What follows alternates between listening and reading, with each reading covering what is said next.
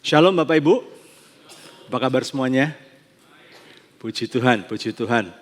Bapak Ibu Saudara, izinkan saya mengucapkan terima kasih buat Pak Ponco dan Bapak Ibu Majelis dari Gereja Stadion yang telah memberikan kesempatan untuk saya bisa melayani, baik di ibadah pertama, ibadah kedua, ibadah ketiga nanti, maupun juga nanti sore saya bersama dengan istri saya akan melayani di acara Valentine Dinner untuk Pak Sutri. Saya dari Jakarta. Saya dan istri saya, kami menikah 26 tahun, 3 bulan, dan 16 hari. Ya, harus detail jawabnya, karena kalau sampai salah sebut, nanti saya tidur di luar. Haleluya. Bercanda saja ya Bapak Ibu ya. Kami mengembalakan 3 orang anak, Michael 25 tahun, sudah bekerja. Lalu kemudian Daniel 21 tahun, sedang kuliah, semester yang ke-6, akan magang. Dan kemudian Jennifer, 19 tahun sedang kuliah semester yang kedua.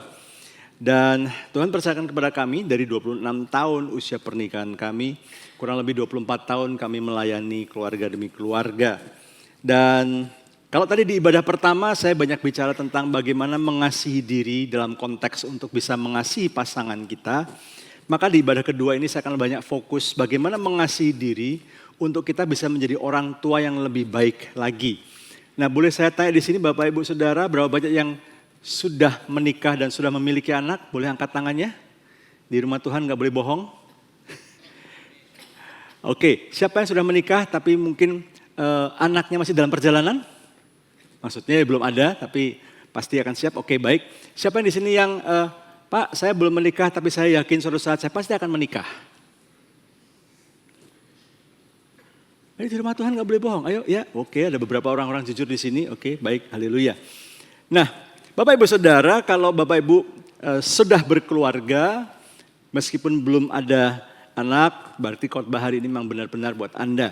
Tapi bagaimana yang belum menikah, jangan takut, ini adalah satu firman Tuhan yang mempersiapkan Anda, sehingga Anda punya bayangan nanti kalau saya menikah, kira-kira akan seperti apa, dan kalau saya jadi orang tua akan seperti apa.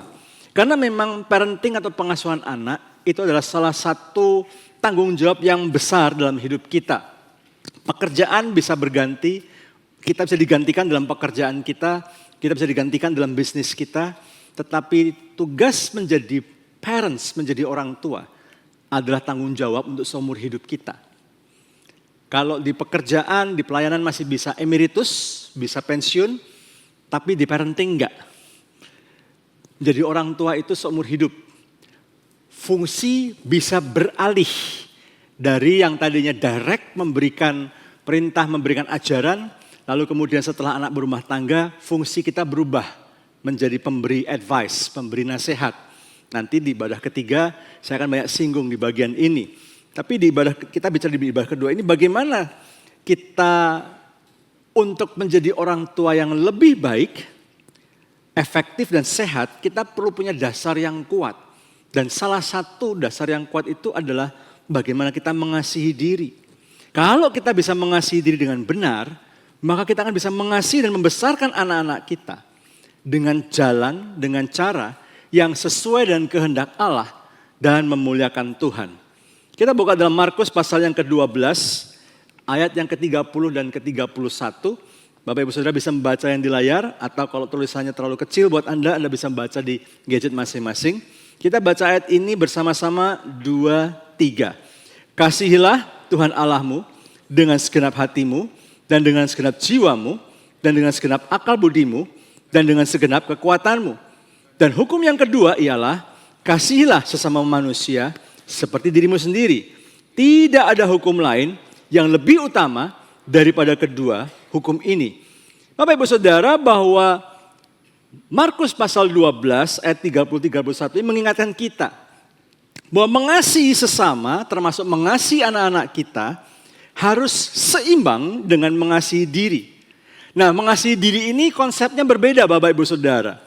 Beberapa orang berpikir, oh mengasihi diri kan berarti kan selfish ya, egois. Saya ingin mengatakan bahwa mengasihi diri bukan tindakan egois. Kalau dilakukan dengan pola pikir, dengan konsep, dengan paradigma yang benar.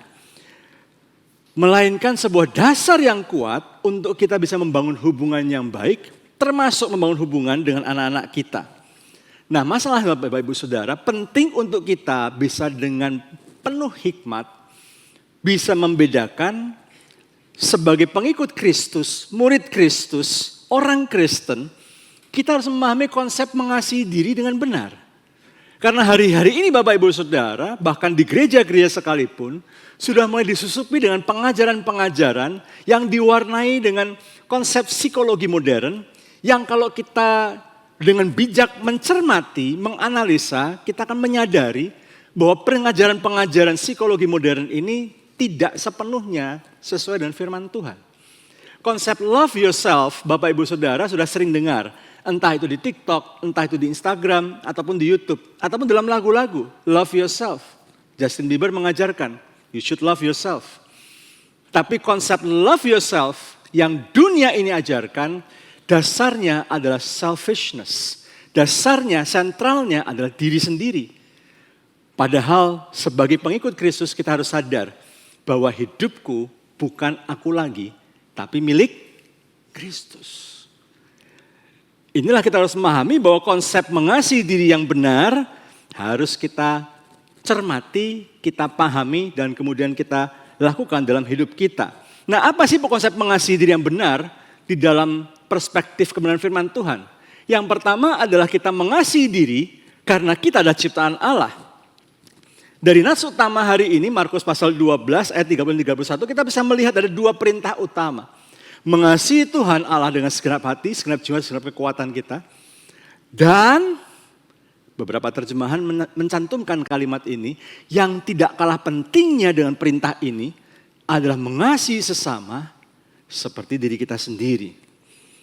Bisa dikatakan bahwa salah satu bukti seberapa jauh kita mengasihi Tuhan dengan segenap hati, segenap jiwa, segenap kekuatan, itu bisa dilihat, bisa terlihat, bisa dinilai dari bagaimana, sejauh mana cara kita mengasihi sesama, mengasihi anak-anak kita. Karena kalau ketika kita mengasihi pasangan kita, kita mengasihi anak-anak kita dengan syarat dan ketentuan yang berlaku. Kalau kamu nurut sama papi mami sayang sama kamu. Tapi kalau kamu tidak nurut, jangan harap papi mami sayang sama kamu. Kalau kamu bikin bangga papi mami akan sayang sama kamu. Tapi kalau kamu bikin malu papi mami, waduh, susah deh. Bapak Ibu Saudara, prinsip kasih transaksional ini Bapak Ibu Saudara, bisa jadi juga mencerminkan relasi kita sama Tuhan juga transaksional. Loh Tuhan, aku ini sudah menaati Engkau loh, mana berkatnya? Loh Tuhan, aku ini sudah taat sama kamu loh. Aku udah ikutin perintahmu. Pak Poncokot Bapak saya turutin, saya praktekkan. Mana janjimu, mana berkatnya? Wah kalau Tuhan gak ngikutin apa yang saya mau, saya gak akan lagi ngikutin Tuhan. Tanpa sadar, sikap transaksional ini pun akhirnya kita wujudkan dalam perilaku kita, dalam relasi kita dengan pasangan, dalam relasi kita dengan anak. Akhirnya love-nya, konsep kasihnya semata-mata transaksional. Kamu sayang sama aku sayang sama kamu. Kamu taat sama aku sayang sama kamu. Kamu gak taat sama aku gak sayang sama kamu. Kamu nurut sama papi mami, kamu minta apa aja papi mami kasih. Tapi kalau kamu gak nurut sama papi mami, jangan harap ya. Papi mami akan ngikutin apa yang kamu mau. Konsep seperti ini adalah konsep yang keliru Bapak Ibu. Bapak Ibu kita harus mengasihi diri dengan pemahaman yang benar. Dan untuk itu kita harus kembali kepada awal, yaitu pada sejarah penciptaan. Karena hari-hari ini begitu banyak kesalahan-kesalahan, kekeliruan-kekeliruan yang menimbulkan masalah demi masalah. Dan seringkali kalau Anda seorang kontraktor, pembangunan, dan ketika di bangunan itu yang sudah berdiri itu ada masalah-masalah, maka salah satu cara untuk ngecek sumber masalah di mana adalah Anda ngecek blueprint-nya. Bangunan ini blueprint-nya mana? Rancangan awal bangunannya mana? Supaya saya bisa tahu kok sampai kerusakannya kayak gini, salahnya di mana? Nah sama juga dengan kita. Supaya kita nggak salah memiliki konsep mengasihi diri, maka kita harus kembali lagi kepada penciptaan awal. Dalam kitab Kejadian pasal 1 ayat 27 dikatakan bahwa kita manusia diciptakan segambar dan serupa dengan Allah. Dan bukan cuma itu saja, satu-satunya ciptaan Allah yang dihembusi dengan nafasnya sendiri adalah manusia. Itu yang membedakan manusia dari ciptaan yang lain. Kenapa dihembusi nafasnya sendiri? Karena Allah menghendaki manusia diciptakan ini bisa menjadi representasi, wakilnya Allah yang mengelola bumi ini. Mengelola sedemikian rupa, bukan untuk keuntungan sendiri, tetapi untuk kemuliaan Allah. Berarti Bapak Ibu Saudara, mengasihi diri berarti mengakui dan menghargai bahwa kita adalah ciptaan Allah yang berharga di matanya. Keberhargaan kita sebagai manusia bukan karena kita punya power, kita punya kekuasaan. Keberhargaan manusia bukan karena kita punya aset, belongingness, punya hak milik. Bukan itu. Keberhargaan kita bukan karena kita sudah bisa memiliki sejumlah prestasi, sejumlah pembuktian, achievements. Bukan itu. Keberhargaan manusia adalah oleh karena Allah, Sang Pencipta dan Pemilik langit dan bumi ini, itu menciptakan kita. Cuman dengan firman dan dihembusi nafasnya. Itulah keberhargaan manusia. Dan bukan cuma itu saja. Keberhargaan manusia terbukti sekali lagi ketika Yesus Kristus, Putra Allah yang tunggal, yang tak bercacat, tak bernoda, tak berdosa, tak bersalah, mau mati di kayu salib buat tebus saudara dan saya. Itu bukti kita ini berharga di mata Tuhan. Meskipun kita bukan profesor, doktor, dan segala macam segudang gelar-gelar itu. Meskipun kita bukan seorang pengusaha yang asetnya ber-T. Bukan itu. Kita berharga bukan karena kita bisa sampai di posisi tertentu sehingga punya power, punya connection. Bukan itu keberhargaan kita. Keberhargaan kita sudah kita dapatkan oleh karena Dia menciptakan kita dan Kristus mau mati tebus dosa kita. Jadi kalau kita tidak bisa mengasihi diri, itu kita belum paham betapa berharganya dan uniknya kita di mata Allah. Yang setuju katakan amin. Menganggap diri tidak layak untuk dikasihi, kita merendahkan diri sampai minder berlebihan, itu sama saja seolah-olah kita meragukan rancangan Allah yang sempurna. Mengasihi diri, yang kedua adalah respon daripada anugerah Tuhan. Mengasihi diri sebagai syukur atas apa? Anugerah keselamatan yang Tuhan berikan. Dalam Yohanes 3:16 dikatakan, karena begitu besar Allah akan dunia ini, sehingga Dia berikan anaknya yang tunggal, Tuhan kita Yesus Kristus, untuk mati di kayu salib, menebus dosa kita, supaya setiap orang yang percaya kepadanya tidak binasa, melainkan hidup kekal. Dengar saya baik-baik. Upah dosa adalah maut. Allah kita Allah penuh kasih, yes. Tapi Allah kita juga Allah yang just, yang adil. Dia sudah punya prinsip, punya aturan. Dosa harus ada punishment. Dan upah dosa cuman maut, death. Tapi saking sayangnya Allah kepada kita semua ini yang tidak sempurna ini ciptaannya, Dia gak mau murka Allah atas dosa ditimpakan kepada kita. Tuhan tahu persis, Tuhan gak mau manusia binasa. Karena itu Tuhan memutuskan, memilih untuk mengorbankan anak yang tunggal. Supaya semua murka Allah atas dosa ditimpakan kepada Yesus Kristus. Sehingga Yesus harus mengalami penderitaan begitu luar biasa. Di luar nurul kalau istilahnya orang zaman sekarang.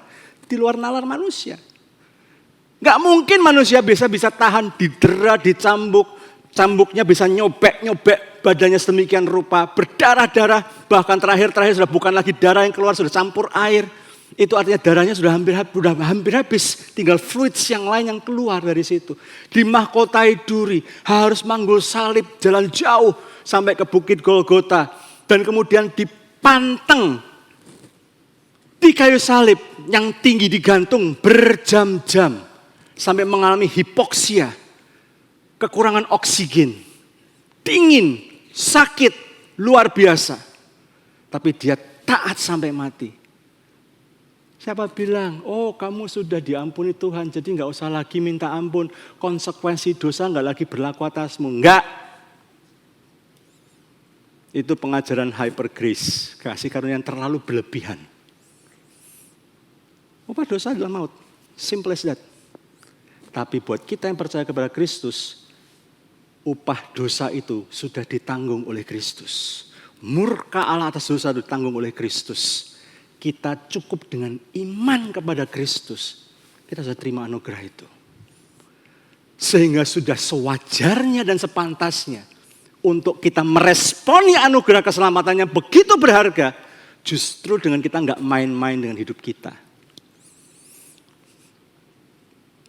Bapak Ibu, tiba-tiba misalnya Pak Ponco panggil Anda. Pak Andre misalnya. Ini saya dapat permata, diamond uncut.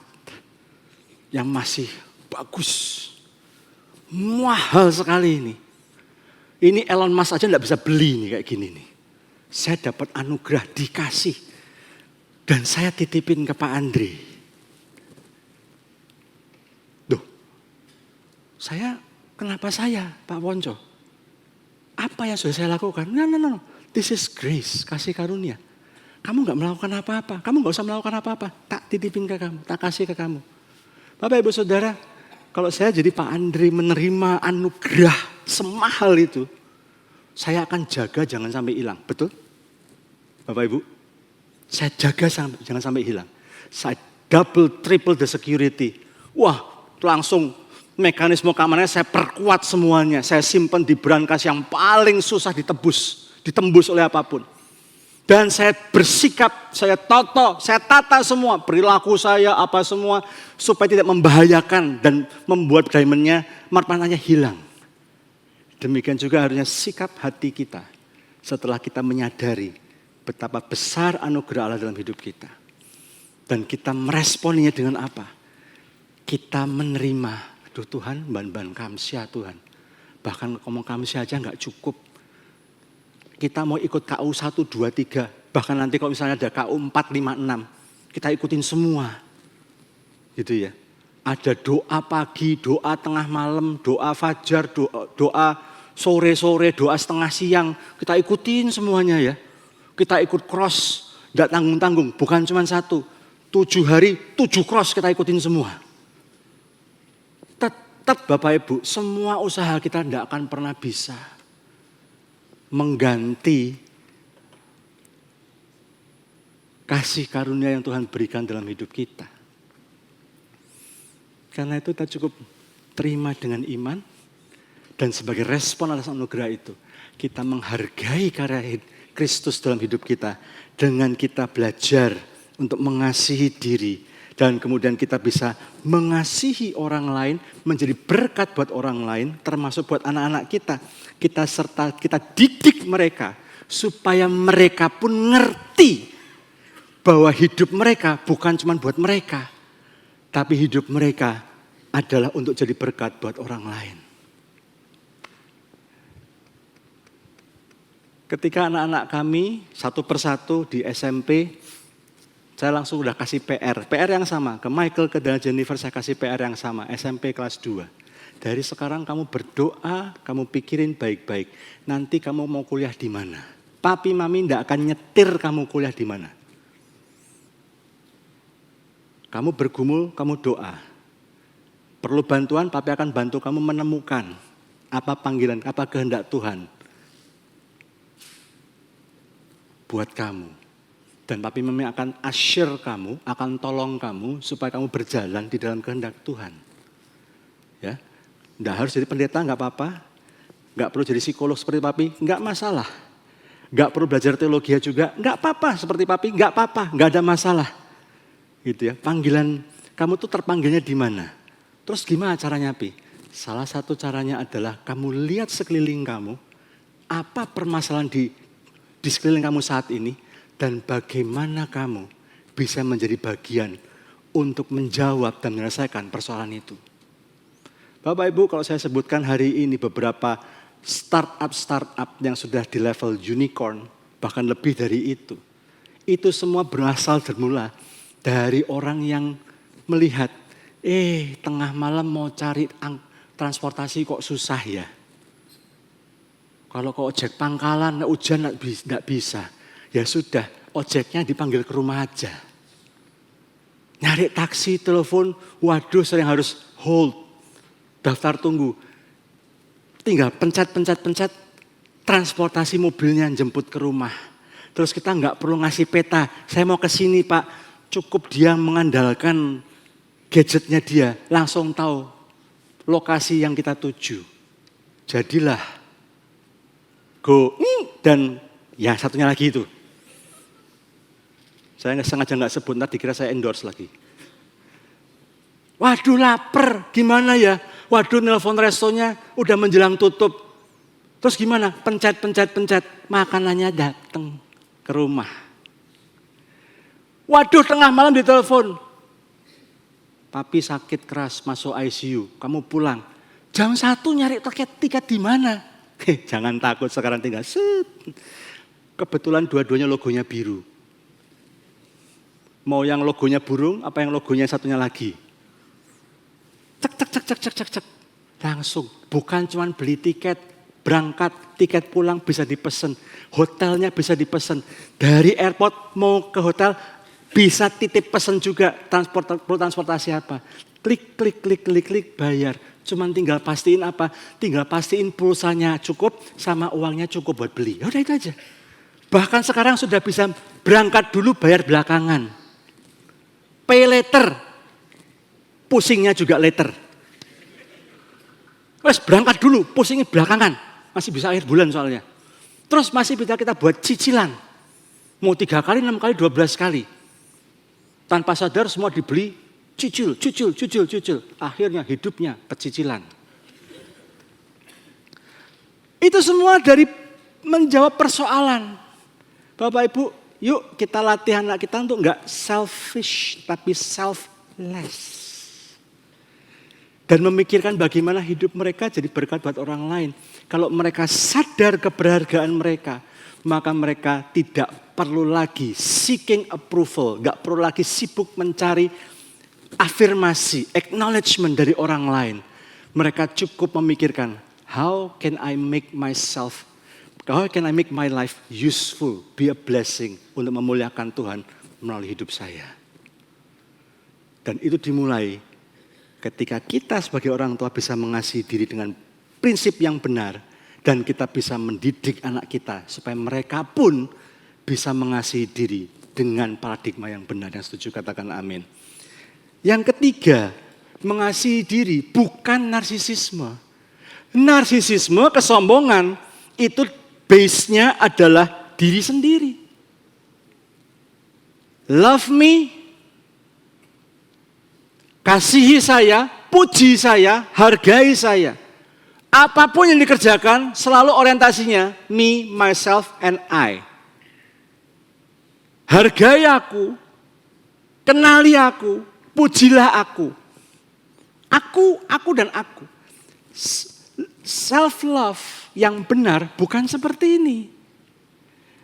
Mengasihi diri, konsep yang didengung-dengungkan di banyak podcast, di TikTok, di IG, yang dilakukan oleh konteks psikologi modern, lebih banyak dipengaruhi oleh paham-paham universalism dan individualism. Dan itu sama sekali enggak sesuai dengan firman. Karena hidup kita bukan lagi milik kita, tapi milik Kristus. Kristus tebus kita, pindahkan kita dari budak dosa menjadi muridnya. Bapak Ibu Saudara, karena itu self-love yang benar berpusat pada pengakuan bahwa kita sudah menerima anugerah dari Tuhan. Dan kita mengasihi diri kita karena kita mengasihi Tuhan yang telah menciptakan, mengasihi, melindungi, bahkan menyelamatkan kita.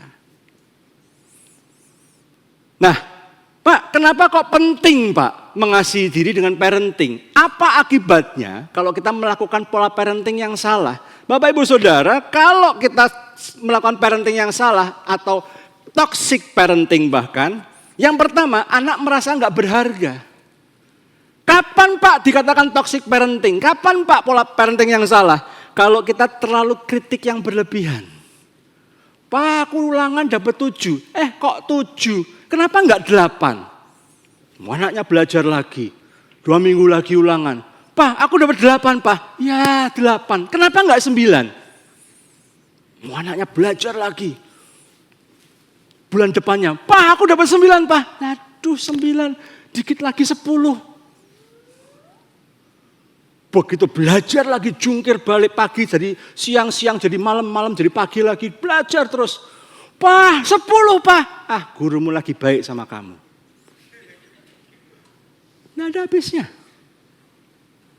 Ketika anak tidak pernah dihargai, merasa nggak pernah dan bahkan selalu dihina, diabaikan bahkan dihina. Kamu gitu aja kok ini. Lah kamu baru dibully gitu aja kok sudah nangis. Kamu tuh cemen memang kamu tuh. Laki kok nangisan. Tak kasih rok aja kamu. Bisik-bisik kanan kiri bilang. Itu orang tua yang tadi ngomong kayak gitu yang Pak Him bilang tadi. Bukan jemaat gereja stadion. Jemaat gereja stadion gak ada yang kayak gitu. Gak ada yang ngaku maksudnya kalau kayak gitu. Karena seringkali berusaha, saya ini sedang memotivasi anak saya Pak. Supaya anak saya ini enggak cemen. Kadang-kadang memotivasi sama bully beda tipis loh. Saya mau katakan pada para orang tua, bullying is not a good parenting strategy. Membuli anak, tidak pernah selalu mengkritik anak. Anak mau ngapain kita selalu cari kelemahannya, cari kesalahannya terus. Niat saya supaya anak saya itu nggak puas diri Pak. Jadi dia bertumbuh terus, berkembang terus. Loh, nggak gitu. Tidak semudah itu Ferguson. Nggak bisa. Anak itu tetap harus diapresiasi usahanya. Saya nggak tahu Bapak Ibu Saudara, saya pernah terima sebuah video klip singkat. Kakak beradik, kakaknya berjuang mati-matian. Adiknya pinter. Wah, begitu makan malam, wah mami aku tadi dapat nilai ulanganku dapat 9,5. Aduh, aku keliru 1, salah jawab aja 1 deh. Gitu, 9,5 gitu ya. Oh bagus, maminya langsung ngasih daging ke anaknya, ngasih telur gitu ya. Terus adiknya sadar, kokonya juga bawa hasil ulangannya. Dia lirik, ulangan kokonya 6,2 nilainya. Terus dia sengaja, Koko kamu kan juga ulangan. Itu hasilnya berapa kok? Gitu. Kokonya bilang sama maminya dengan lirih, sorry mami, nilaiku 6,2. Maminya sempat diam sebentar. Terus dia ingat, malam sebelumnya, dia ngintip si Koko ini belajar. Mati-matian sungguh-sungguh. Padahal sudah jam 11:05. Udah sungguh-sungguh dia belajar, dia mencoba, sudah sampai pusing-pusing dia belajar, dia usahain terus. Anda tahu yang dilakukan maminya? Dia senyum dan kemudian dia bilang, bagus kamu udah berusaha dengan baik. Next time better ya. Thank you for your effort. Terima kasih kamu udah berusaha. Bapak Ibu, kita tinggal di dunia, di dalam dunia di sekeliling kita di mana pencapaian kita diapresiasi, bukan ke prosesnya. Sehingga kalau kita hanya selalu mengapresiasi pencapaian, tidak pernah menghargai proses, kita menghasilkan orang-orang yang selalu rindu, haus untuk diapresiasi. Bahkan bisa frustasi dan kemudian depresi. Tiba-tiba dia lihat dari lantai 25, di bawah ada kolam renang, padahal nggak ada airnya. Dan dia loncat ke bawah. Bapak Ibu, yuk kita belajar yuk. Saya mengapresiasi beberapa sekolah yang tidak lagi menggunakan sistem ranking.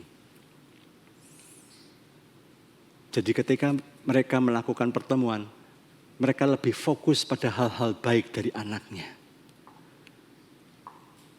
Dia sudah berusaha dengan baik, rajin. Dia banyak nolong teman-temannya. Dia tuh helpful sekali, luar biasa. Nggak lagi pakai sistem ranking, nggak peduli. Suatu ketika anak saya perempuan ngomong gini, "Papi, aku kayaknya perlu les matematika deh." Loh kenapa? Ya aku tuh juga pengen bisa nilai matematika aku bagus kayak koko-koko. Maaf Bapak Ibu Saudara, bukan bermaksud saya menyombongkan anak-anak saya gitu ya. Tapi memang anak saya nomor 1, nomor 2 ini kalau matematika nggak perlu mati-matian kalau belajar. Nilainya tuh nggak pernah di bawah 9. Nah, anak saya perempuan, aku matematika susah. Loh memang berapa nilaimu? 7. Sekali-sekali 8. Tapi yang lain-lain 9, 9,5, pernah dapat 10 juga. Ini paling susah matematika. Saya bilang, Jen, nggak usah, nggak perlu. Kamu bukan koko-kokomu, papi mami sadar itu. Papi mami sadar, kamu pola pikirnya nggak sama seperti koko-kokomu. It's okay. Pertanyaan papi cuma satu, have you done your best? I've tried my best papi. Paling banter cuma terima 8, cuma dapat 8. Nggak apa-apa. We still love you. Nggak usah. Kamu nggak usah harus jago matematika kayak kokomu. Terima. Mulai bisa menerima. Bahwa ternyata saya bukan jadi mathematician. Saya bukan jago matematika. Berarti nanti saya nggak akan pernah bisa kuliah IT. Karena kuliah IT harus kuat matematikanya. Berarti saya nggak bisa nanti kuliah fisika, sipil segala macam. Karena itu semua butuh matematika yang kuat. Makanya dia pilih komunikasi. And she's proud of it. Karena dia pilih sendiri. Dia pilih sendiri, dia isi formnya sendiri. Yang bayar tetap kami sih, orang tuanya sih. But itu janji komitmen kami sama anak. Kamu cuma belajar, usahakan yang terbaik. Urusan biaya sekolah, itu urusan papi mami sama Tuhan Yesus. Kamu fokus itu aja, gak usah mikirin. Bapak Ibu Saudara, kalau anak tidak pernah kita apresiasi, dia merasa gak berharga. Maka sepanjang hidupnya dia selalu haus untuk diterima. Dan dia bisa terjebak dalam depresi yang berkepanjangan. Bahkan terjebak dalam perilaku dan kebiasaan yang gak sehat. Adiksi pornografi, adiksi narkoba, adiksi alkohol, adiksi game. Banyak orang tua yang bingung, anak saya kok udah main game susah banget lepasnya Pak. Bapak Ibu, beberapa anak main game. Karena mereka merasa di game itu mereka punya prestasi. Di dunia nyata papi maminya cuma bisa ngomelin, marahin. Di main game, dia ketemu teman-temannya online. Wah ada Himawan asik, kita pasti menang. Ini jago nih main di level ini nih. Hebat lu, udah punya senjata ini semua. Wah gila, gimana caranya bro? Lah lu masuk tim gua aja, pasti menang lah, kita lah kok sama dia lah. Kata-kata itu yang mereka cari. Yang mereka gak dapat di dunia nyata. Karena di dunia nyata papi maminya cuma sibuk 2 hal. Sibuk begini-begini sama sibuk begini-begini. Cari flash sale maminya. 2 jam kemudian paket. Nah kira-kira begitu. Dan cuma bisa ngomelin anaknya. Buka pintu kamar anaknya. Kamu udah bikin PR belum? Kamu udah ini belum? Kamu udah ini belum? Kamu udah ini belum? Kamarmu nggak beres, nggak diberesin. Ngomelin lagi, tutup pintu. Anaknya bingung. Ini barusan yang masuk mama atau mandor saya ya? Kan mandor gitu kan? Kamu udah kerjain ini belum? Udah kerjain ini belum? Belum. Gimana sih kamu ini potong gaji? Mandor kan gitu. Bisik-bisik kanan kiri bilang. Itu orang tua yang Pak Im ceritain tuh nggak ada di sini. Kita lupa fungsi kita sebagai orang tua bukan mandor Bapak Ibu. Ya. Apalagi akibatnya mereka punya rasa bersalah yang berlebihan. Kalau orang tua menghukum apalagi nggak proporsional, wong cuma nyenggol mecahin piring, itu juga bukan piring dinasti Ming.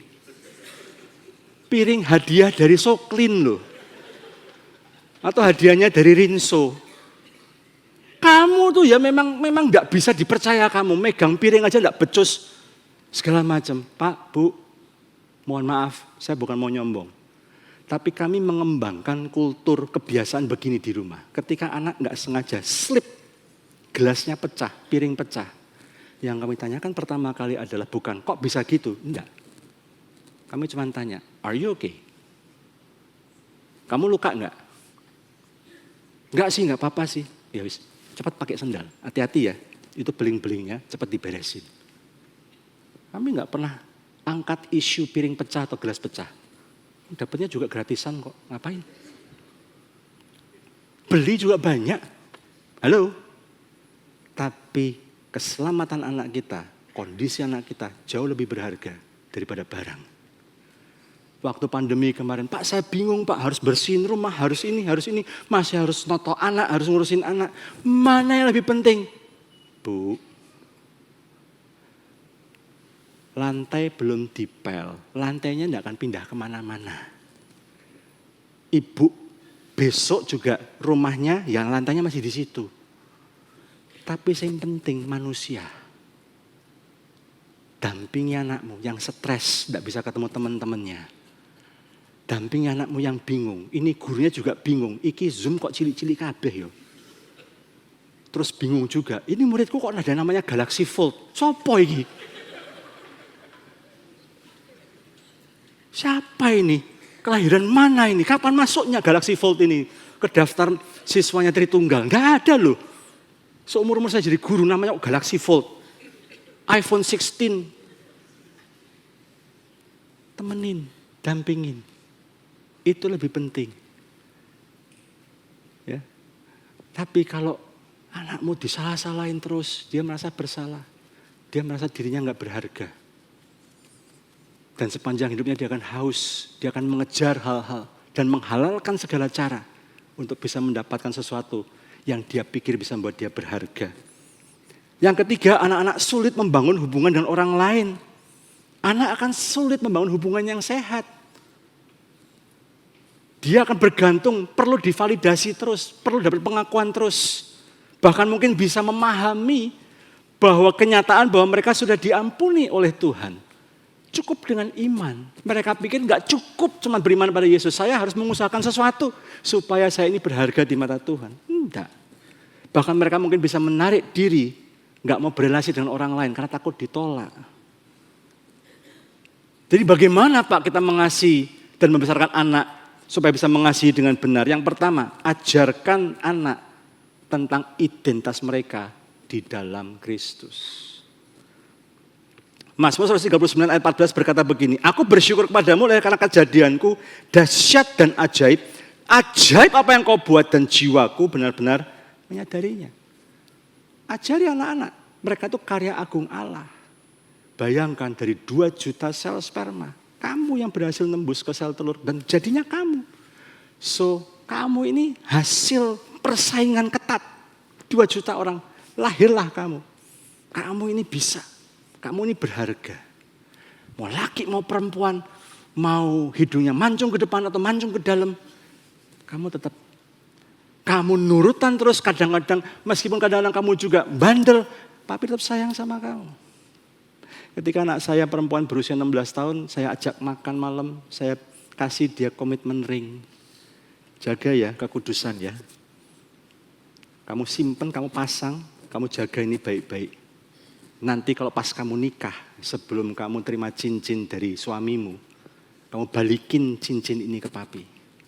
Pada waktu itu papi tahu bahwa kamu berjuang, kamu bisa berusaha dan kamu bisa menjaga kekudusanmu. Sehingga kamu siap untuk memberikan kesucianmu kepada suamimu. Dia mau, saya kasih komitmen ring. Sudah selesai dia tanya gini, tapi Pi, by the way, gimana kalau aku gagal Pi? What if I fail?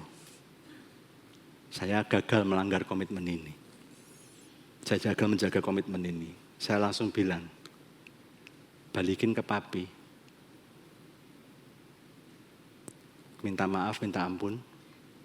And I still love you. Cinta papi mami ke kamu tidak akan berkurang gara-gara itu. Anak perlu sadar, sesalah apapun mereka masih bisa kembali kepada orang tuanya. Dan kita selalu memperlakukan mereka persis seperti bapa yang anak yang hilangnya balik. Kesalahan, no matter how screw up they are, betapa kacaunya kesalahan mereka, kita tetap bisa menerima mereka. Ajarkan anak tentang identitas mereka di dalam Tuhan. Tak kasih PR ya Bapak Ibu ya. Tolong difoto. Loh Pak Him ini pendeta apa dosen loh. Kebetulan dua-duanya.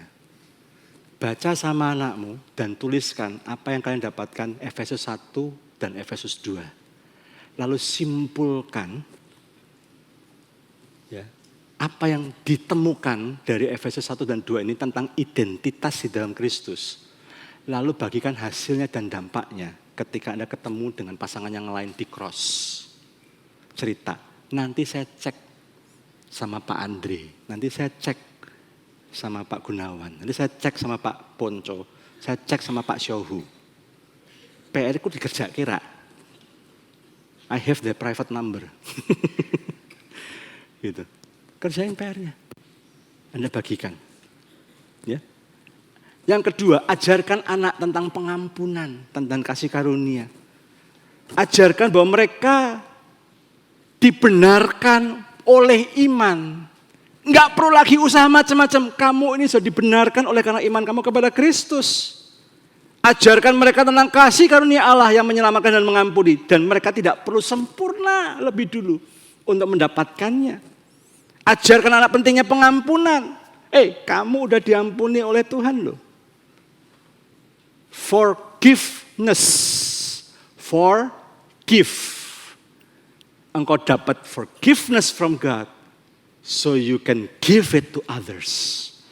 Engkau sudah dapat kasih karunia pengampunan itu. Supaya kau bisa mengampuni orang lain. Dan ini pentingnya Bapak Ibu Saudara. Kalau kau mengasihi dirimu, engkau tidak akan kotori hati dan pikiranmu. Dengan kesalahan-kesalahan orang di masa lalu. Engkau tidak akan simpan sakit hati dan kepahitanmu. Terlalu lama. Karena kau mau bebas. Karena kau menghargai anugerah Allah. Engkau dikasih hati dan pikiran yang sehat. Jangan kau kotori dengan dendam masa lalu. Engkau cepat-cepat mengampuni. Cepat-cepat lepaskan pengampunan. Yang ketiga, dorong anak untuk mengembangkan potensi dan talentanya. 1 Petrus 4 ayat 10 berkata, layanilah seorang akan yang lain. Sesuai dengan kasih karunia yang telah diperoleh tiap-tiap orang sebagai pengurus yang baik dari kasih karunia Allah. Tolong anak-anak menemukan apa potensi dan talenta mereka. Dan ajarkan mereka untuk menggunakan talenta itu. Untuk memuliakan Tuhan dan jadi berkat bagi orang lain. Sebagai respon mereka atas anugerah yang Tuhan berikan. Jangan paksa anak untuk menjadi apa yang menjadi maunya orang tua. Bapak Ibu jangan lupa ya. Anak itu milik pusakanya Tuhan. Bukan hak miliknya kita. Betul Tuhan titipkan kepada kita. Betul maminya melahirkan dengan taruhan nyawa. Itu tidak salah. Betul papinya harus kerja keras untuk bisa mengumpulkan biaya, untuk bisa anaknya lahiran, anaknya besar, vitamin semuanya, susu, kalau sakit ke dokter, nyekolahkan anak.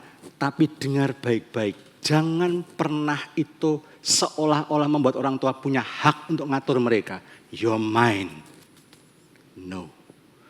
Mereka bukan aset, mereka bukan objek. Mereka ini milik pusakanya Tuhan. Tugas kita jadi orang tua adalah tolong mereka menemukan apa bakat dan talenta mereka. Dan tuntun mereka berjalan dalam kehendak Tuhan. Itu tugas kita jadi orang tua. Kalau kita paksa anak kita maunya kita. Tanpa sadar kita melukai mereka, merusak mereka. Dan membuat mereka akhirnya pahit. Membuat mereka jadi hambar. Dan membuat mereka hilang. Gak bisa membayangkan namanya bapak itu kayak apa. Karena bapakku kayak gitu. Sehingga menghalang-halangi mereka untuk datang dan mendekat kepada Tuhan. Tugas kita cuma jadi provider dan usher. Tolong anak kita menemukan apa bakat talentanya. Bimbing mereka ke sana. Yang keempat, jadi contoh yang baik dalam mengasihi diri. Anak itu belajar dari apa yang mereka lihat. Kalau mereka melihat papa mamanya mengasihi diri dengan sehat, ya, kita menerima pengampunan dari Tuhan. Kita merawat diri kita secara holistik, tubuh, jiwa, roh. Makan yang benar, istirahat yang cukup, olahraga yang teratur, jaga kesehatan mental kita. Lalu kita juga bangun hubungan sama Tuhan untuk kesehatan rohani kita. Kalau anak lihat itu, anak-anak akan meniru perilaku ini. Dan bukan cuma itu. Mereka melihat orang tuanya, setelah mengalami kasih karunia, mereka juga bertumbuh dalam kasih karunia itu. Itu kenapa mereka masuk dalam cross. Mereka dibimbing, dimuridkan. Dan kemudian mereka pun juga memuridkan. Dimuridkan untuk memuridkan. Discipleship. Pemuritan. Sehingga mereka pun tidak usah dioprak-oprak. Kamu ke gereja, kamu tidak ke gereja, tapi ditelepon nanti. Sama Pak Ongki. Pak, ini kok anaknya udah 3 minggu nggak ikut youth. Kemana Pak? Nah, tapi nggak mau ditelepon kayak gitu. Kamu harus ya. Bapak Ibu, kita nggak bisa lagi bilang, kamu aja yang ke gereja, tapi udah terlanjur banyak dosa. Kamu doa, tapi udah terlanjur lupa caranya doa. Kamu aja yang doa, titip doa. Memangnya kuliah titip absen. Kalau kau mau anakmu berdoa, engkau juga harus berdoa. Engkau mau anakmu baca firman, engkau juga harus baca firman. Semua adalah keteladanan. And that's discipleship. Kau kasih contoh supaya anakmu bisa meniru. Sama-sama berjalan mendekat kepada Tuhan. Bapak Ibu Saudara, ajar dan kasih teladan bagaimana kita bertumbuh dalam kasih karunia. Kesimpulannya apa? Bapak Ibu, ketika kita mengasihi diri dengan benar, kita bisa mengasihi dan membesarkan anak-anak dengan cara yang Tuhan kehendaki. Ketika kita mengasihi diri dengan benar, maka kita bisa membesarkan anak-anak yang belajar mengasihi diri dengan perspektif yang benar. Dan mereka bertumbuh menjadi pribadi yang sehat, percaya diri, dan siap jadi berkat bagi orang lain. Dan semuanya buat kemuliaan Tuhan. Izinkan sebelum saya memimpin doa, saya kasih PR lagi buat di cross. Tolong difoto dan Anda diskusi di kelompok Anda masing-masing. Renungkan apa yang sudah apakah Anda sudah mengasihi diri dengan benar? Adakah area dalam hidupmu di mana engkau masih jatuh bangun sehingga engkau perlu menerima pengampunan Tuhan dan bertumbuh dalam kasih karunia-Nya? Sharingkan di cross. Yang kedua, jadi contoh yang baik dalam mengasihi diri sendiri. Tunjukkan kepada anak-anak bagaimana hidup dalam pengampunan dan kasih karunia Tuhan.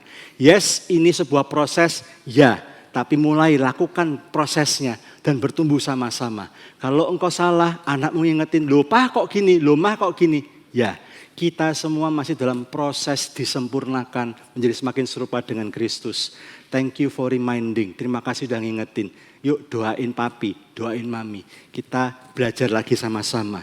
Dan yang ketiga, sudahkah Anda memberikan kasih dan penerimaan tanpa syarat buat anak-anakmu?